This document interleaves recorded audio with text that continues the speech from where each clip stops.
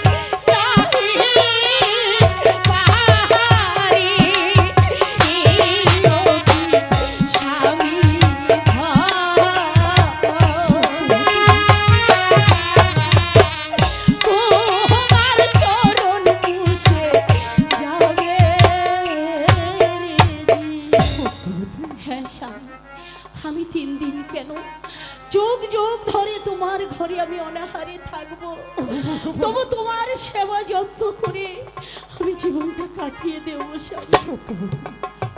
তুমি তো সকালে কাঠ কাটতে গিয়েছিলে, কিন্তু এই চাল ডাল তুমি কোথায় পেলে? আমি এই দোকানের কাছে গিয়ে আমি কাঠ খড়ি বিক্রি করে, দেখো এই তো চাউল এখানে কত কি এনেছি, এগুলো তুমি পাক করো, আমরা দুজন পেট ভরে খাবো।